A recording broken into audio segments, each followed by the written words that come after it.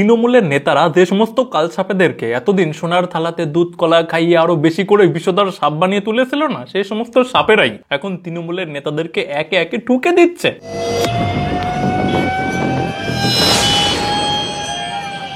আর এই একটার পর একটা তৃণমূলের উইকেট পড়া দেখে না বাকি চটি চাটা নেতাদেরকে এমন ফাটাই ফেটেছে যে তাদের চটি কোম্পানির বড় লেনেও না এখন আর সেই ফাটার সারছে না। তো চলো গাইস, আজকের ভিডিওতে শুধুমাত্র মস্তি হবে এবং কোনো রকমের জ্যোতিষবিদ্যা ছাড়াই এই অতি চটি চাটাদের ভবিষ্যৎও দেখা হবে।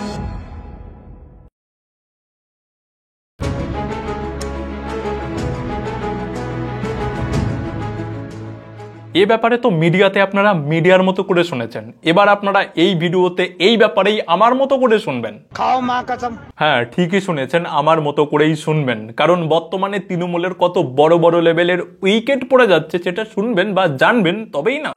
তো যিনি খুন হয়েছেন বা যার আত্মা পরবর্তী জন্ম নেওয়ার জন্য প্রস্তুতি শুরু করে দিয়েছে তার নাম হলো দুলাল সরকার, আর তিনি হচ্ছেন মালদা জেলার তৃণমূলের নেতা। আর ইনি কত বড় নেতা এবার জানুন। ইনি হচ্ছেন 6 বারের তৃণমূলের কাউন্সিলর, একবারের তৃণমূলের জেলার সহ সভাপতি, একবার প্রাক্তন জেলা সভাপতি।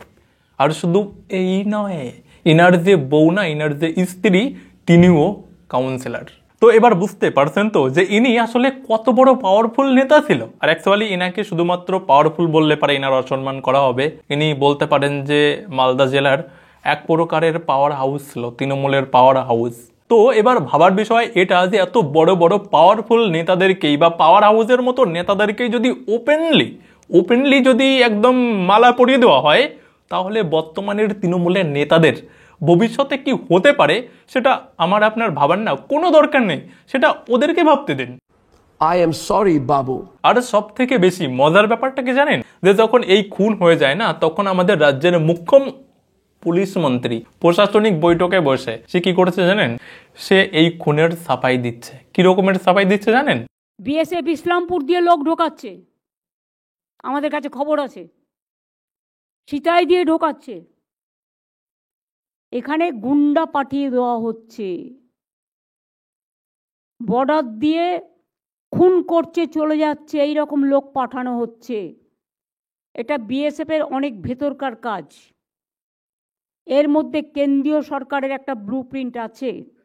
ইনি এই কথাগুলো বলা শুরু করেছিল সেই দুলাল সরকার, মৃত ব্যক্তি দুলাল সরকার, তার কথাগুলো দিয়ে। আর চেষ্টা করলো কি দিয়ে শুনলেন? এখানে গুন্ডা পাঠিয়ে দেওয়া হচ্ছে, বর্ডার দিয়ে খুন করছে চলে যাচ্ছে, এই রকম লোক পাঠানো হচ্ছে। এটা বিএসএফের অনেক ভেতরকার কাজ, এর মধ্যে কেন্দ্রীয় সরকারের একটা ব্লুপ্রিন্ট আছে। এখানে নাকি গুন্ডা পাঠিয়ে দেওয়া হচ্ছে, তারা খুন করছে আর চলে যাচ্ছে। আর এর সঙ্গে নাকি বিএসএফ এর গভীর কি সব রয়েছে, আর সঙ্গে নাকি কেন্দ্র সরকারেরও রয়েছে। দেখুন, যে কোনো চোর যখন বিনা প্ল্যানিংই চুরি করতে যায় না, দেখবেন তখনই সে খপ করে ধরা পড়ে যায়। ঠিক তেমনি ইনার সঙ্গেও তাই হয়েছে। ইনি যেদিন এই জিনিসটা অন্যের ঘাড়ে চাপিয়ে দেওয়ার চেষ্টা করেছে, তার পরের দিনই ইনি ধরা পড়ে গেছে। নিহত দুলাল সরকারের স্ত্রী একেবারে স্পষ্ট অভিযোগ করছেন, একজন নয় অনেকজন এর পেছনে যুক্ত আছেন, রাজনৈতিক নেতৃত্ব যারা নিজেদের ফায়দা তোলার জন্য দুলাল সরকারকে খুন করেছিলেন। কথা বলবো, আমাদের সঙ্গে রয়েছেন আমাদের প্রতিনিধি করুণাময় সিংহ। করুণাময়, এর আগেও দুলাল সরকারের স্ত্রী এটা স্পষ্ট করে দিয়েছেন কোনো বিরোধী দল নয়, একেবারে এই দলেরই এমন কিছু নেতা আছেন যারা বিকৃত মস্তিষ্ক এবং যাদের নিজেদের ফায়দা তোলার জন্য বলতে চেয়েছেন এইভাবে যে তারা নিজেদের ফায়দা তোলার জন্য রাজনৈতিক কারণেই দুলাল সরকারকে খুন করিয়েছেন। এই খুনটা করার জন্য না বিএসএফ ওই গভীর ষড়যন্ত্র করে, গভীর কাজবাজ করে তারা বর্ডার পার করে এখানে গুন্ডা পাঠিয়েছে, তারা খুন করেছে, এরকমটা হয়নি। এই দুলাল সরকারকে যারা খুন করেছে না, যারা প্ল্যানিং করে খুন করেছে, তাদের বউরাই বলছে যে হ্যাঁ আমার হাজবেন্ড সব তৃণমূলের সঙ্গেই, বুঝতে পারছো? যেমনটা আমাদের প্রতিনিধি অনির্বাণ বিশ্বাস জানাচ্ছিলেন যে এই বাবলু যাদবের স্ত্রী, তিনি দাবি করেছেন যে তার স্বামী কিছুই করতেন না, কিন্তু তৃণমূলের ঘনিষ্ঠ ছিলেন। সেই সঙ্গে এও জানিয়েছেন যে দুলাল সরকারের পরিবারের সঙ্গে তার সম্পর্কও ভালো ছিল। কোন রাজনৈতিক দলের সাথে যুক্ত ছিল বা ভোটের সময় কাজ করতে, এরকম কিছু? সে তো বেকার ছেলে, করবেই। কোন পার্টির সাথে যুক্ত ছিল? এটা কি শাসক দল? হ্যাঁ, শাসক দল। এবার আপনারাই বলুন তো যে আপনাদের দিদিমণি সে যেন কি বলেছিল? এখানে গুন্ডা পাঠিয়ে দেওয়া হচ্ছে, বর্ডার দিয়ে খুন করছে চলে যাচ্ছে, এই রকম লোক পাঠানো হচ্ছে।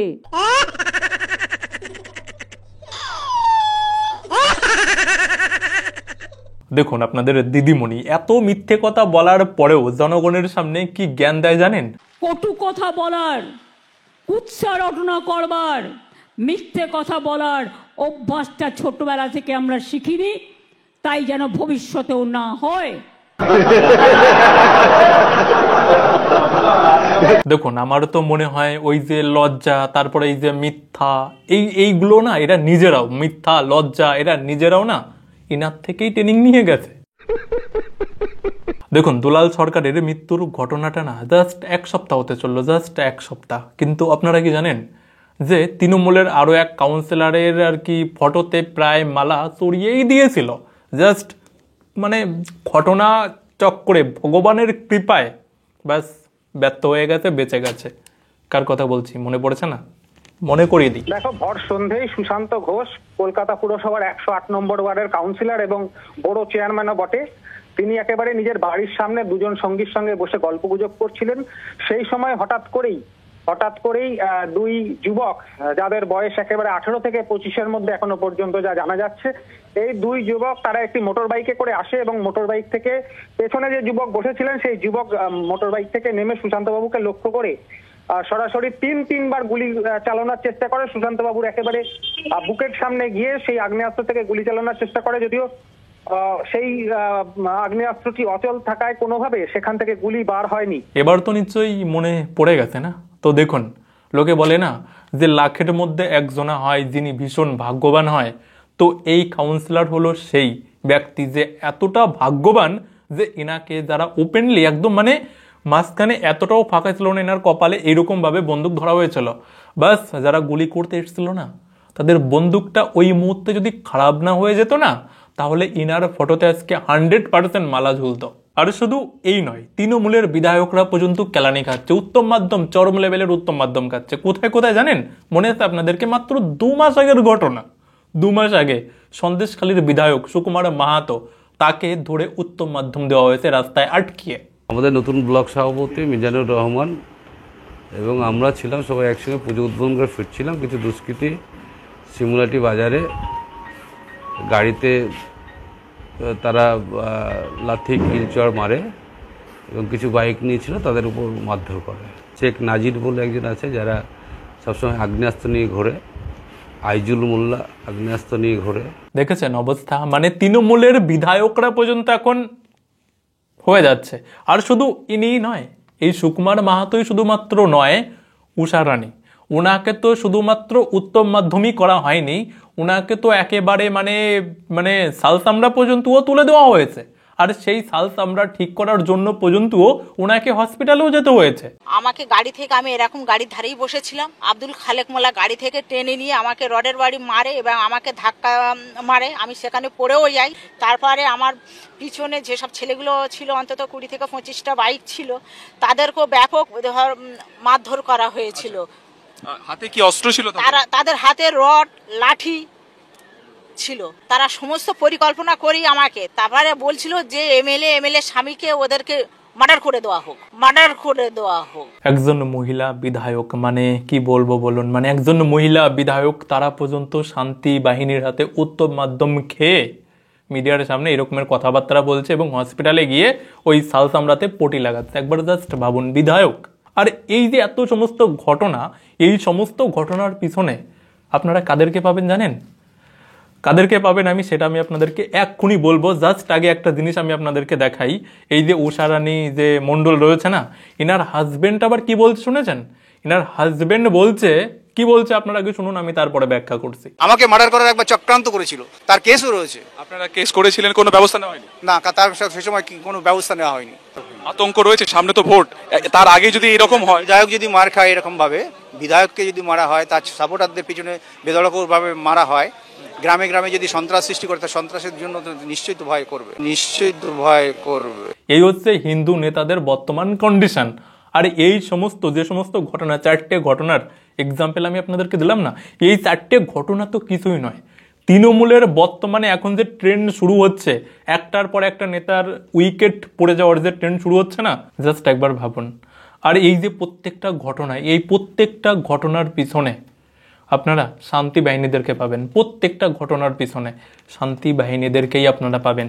4টে ঘটনার পিছনে কারা রয়েছে আমি কারো নাম বলিনি তো, জাস্ট আপনারা খোঁজ খবর নিয়ে দেখুন, মিডিয়াতে সব রয়েছে, গিয়ে দেখুন প্রত্যেকটা ঘটনাতে এই শান্তি বাহিনীদেরকেই আপনারা পাবেন। তো দেখো ভাই, তোমরা যারা তৃণমূল করো, সে বড় নেতা হও বা ছোট নেতা হও, আমি সবাইকেই বলছি সময় থাকতে শুধরে যাও, নইলে উইকেট পড়ার পরে এসে আমাকে বলবে যে প্লাবনদা সময় থাকতে কেন আমাদেরকে বোঝালে না। তো তখন বললে তো হবে না, এই জন্য উইকেট পড়ার আগে এখনও যারা বেঁচে আছো আমি তাদেরকেই বলছি সময় থাকতে শুধরে যাও, নাহলে পরে এসে বললে কিন্তু হবে না। তো বন্ধুরা, আজকের মতো এই ভিডিওটা এখানেই শেষ করলাম। যাদের এই ভিডিওটা ভালো লেগেছে তারা অবশ্যই লাইক করে দেবেন। আর হ্যাঁ, যারা এখন এই চ্যানেলটা সাবস্ক্রাইব করেননি, যাদের আমার ভিডিও ভালো লাগে তারা অবশ্যই সাবস্ক্রাইব করে আমাকেও একটুখানি অন্য ইউটিউবারদের মতো বড় ইউটিউবার হওয়ার সুযোগ আপনারা করে দিন নাকি। যাই হোক, যারা গত ভিডিওটা দেখেননি পাশে দিলাম, যদি সময় থাকে তো সবাই দেখে নেবেন। তো সবাই ভালো থাকবেন, বাই।